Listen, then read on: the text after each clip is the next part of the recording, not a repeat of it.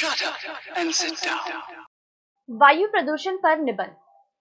वायु हमारे जीवन का आधार है। वायु के बिना हम एक पल भी जीवित नहीं रह सकते। अफसोस है कि आज का मानव अपने जीवन के लिए परमावश्यक हवा को अपने ही हाथों दूषित कर रहा है। वायु को जहरीला बनाने के लिए कल कारखाने विशेष रूप से उत्तरदायी हैं। कल कारखानों से निकलने वाला विषैला धुआं वायुमंडल में जाकर अपना जहर घोल देता है। इस कारण आसपास का वातावरण भी प्रदूषित हो जाता है। इनके अतिरिक्त हवाई जहाजों, ट्रक, बस, कारों, रेलगाड़ियों आदि से निकलने वाला धुआं भी वातावरण को दूषित करता है। हालांकि इनका निर्माण मानव के श्रम और समय की बचत के लिए किया गया है। संसार में जीवन से बढ़कर मूल्यवान कोई चीज नहीं हो सकती। यदि ये सारी सुविधाएं हमारे अस्तित्व पर प्रश्न चिन्ह लगा दे, तो प्रगति की अंधी दौड़ का महत्व क्या रह जाता है। इसके लिए औद्योगिक क्षेत्र को ही पूरी तरह से जिम्मेदार ठहराना किसी भी दृष्टिकोण से उचित नहीं होगा। मानव समाज में अनेक वर्ग है, वे भी इसके लिए जिम्मेदार है।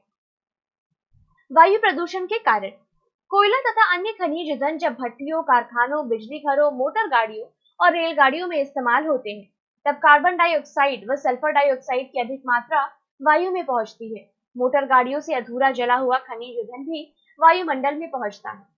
दरअसल carbon dioxide, sulphur dioxide, carbon monoxide से मोटर गाड़ियों को सबसे बड़ा प्रदूषणकारी माना गया है।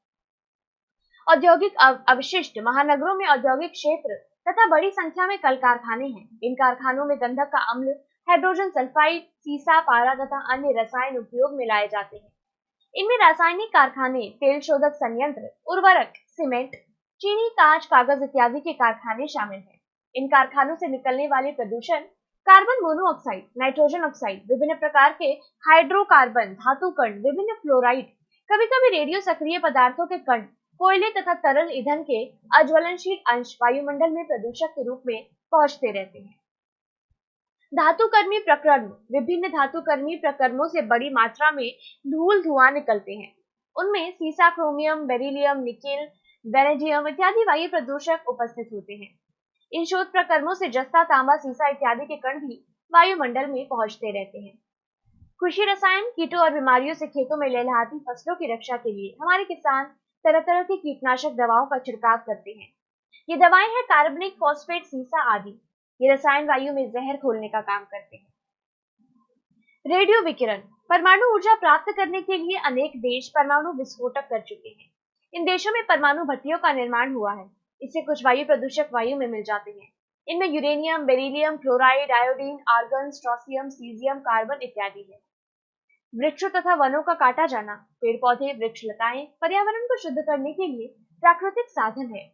गृह निर्माण, लकड़ी, फर्नीचर, कागज उद्योग तथा जलावन आदि के लिए वृक्षों की अंधाधुंध व अनियमित कटाई करने से वायु प्रदूषण में तेजी से वृद्धि हो रही है। इससे मानसून भी प्रभावित होता है। समय से वर्षा नहीं होती, अतिवृष्टि तथा सूखे की स्थिति उत्पन्न हो जाती है। वायु प्रदूषण का जनजीवन पर प्रभाव। वायु प्रदूषण का मानव जीवन पर जो प्रभाव पड़ता है वह इस प्रकार है। सल्फर डाइऑक्साइड और कार्बन डाइऑक्साइड गैसें वर्षा के जल में घुलकर एसिड रेन बनाती है। एसिड रेन का अर्थ है तेजाबी या अम्लीय वर्षा। इस तेजाबी वर्षा में कार्बनिक अम्ल और सल्फ्यूरिक अम्ल का अत्यधिक प्रभाव होता है।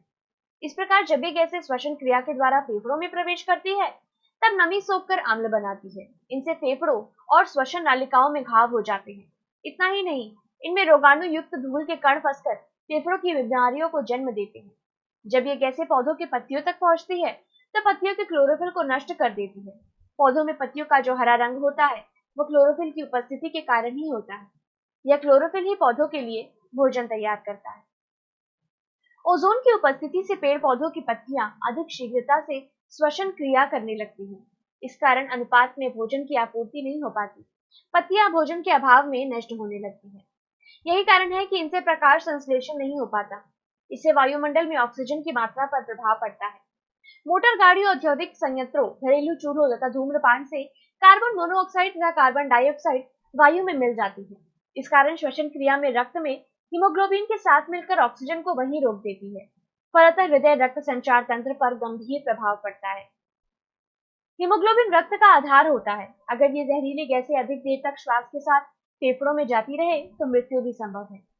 अवशिष्ट पदार्थों के जलने, रासायनिक उद्योगों की चिमनियों तथा पेट्रोलियम के जलने से प्राप्त नाइट्रोजन के ऑक्साइड तथा कुछ कार्बनिक गैसें प्रकाश की उपस्थिति में ओजोन तथा अन्य प्रदूषकों में बदल जाती है। इसके दुष्प्रभाव से आंखों से पानी निकलने लगता है, श्वास लेने में भी कठिनाई महसूस होती है।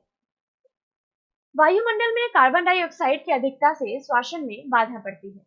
पृथ्वी के धरातल के सामान्य से अधिक गर्म हो जाने की आशंका उत्पन्न हो जाती है। नाइट्रस ऑक्साइड की उपस्थिति से फेफड़ों, हृदय तथा आंख के रोगों में वृद्धि होती है। सीसे तथा कैडमियम के सूक्ष्म कण वायु में मिलकर विष का काम करते हैं। लोहे के अयस्क तथा सिलिका के कण फेफड़ों की बीमारियों को जन्म देते हैं। रेडियोधर्मी विकिरणों से हड्डियों में कैल्शियम के स्थान पर स्ट्रोशियम संचित हो जाते हैं। इसी तरह मांसपेशियों में पोटेशियम के स्थान पर कई खतरनाक तत्व इकट्ठे हो जाते हैं। वायु प्रदूषण की रोकथाम। वायु प्रदूषण की रोकथाम उन स्थानों पर अधिक सरलता के साथ की जा सकती है जहां से वायु में प्रदूषण उत्पन्न होता है। आजकल कुछ ऐसे प्रदूषण नियंत्रक उपकरण उपलब्ध है जिनसे प्रदूषण को रोका जा सकता है। विद्युत स्थैतिक अवक्षेपक, फिल्टर आदि ऐसे उपकरण हैं जिन्हें औद्योगिक संयंत्रों में लगाकर वायु को प्रदूषित होने से बचाया जा सकता है। वर्तमान में वायु प्रदूषण पर नियंत्रण पाने के लिए निम्नलिखित उपाय संभव हैं। सल्फर डाइऑक्साइड जैसे प्रदूषक ईंधनों में से गंधक को निकाल देने से अथवा परंपरागत ईंधनों को न जलाकर आधुनिक ईंधन का उपयोग करें। आधुनिक ईंधनों में प्राकृतिक गैस, विद्युत भट्टियां इत्यादि शामिल हैं। मोटर गाड़ियों से निकलने वाले प्रदूषकों को उत्प्रेरक परिवर्तक यंत्र लगाकर किया जा सकता है। ऊंची चिमनियां लगाकर पृथ्वी के धरातल पर प्रदूषक तत्वों को एकत्र होने से रोका जा सकता है। औद्योगिक यंत्रों को आबादी से दूर स्थापित करके तथा प्रदूषण निवारक संयंत्र लगाकर वायु प्रदूषण पर नियंत्रण किया जा सकता है। खाली और बेकार भूमि में अधिक संख्या में वृक्षारोपण कर तथा औद्योगिक क्षेत्रों में हरित पट्टी बनाकर काफी हद तक वायु प्रदूषण को रोका जा सकता है। वैज्ञानिकों के मतानुसार यदि जनसंख्या का 23% वन क्षेत्र हो तो वायु प्रदूषण से हानि नहीं पहुंचती।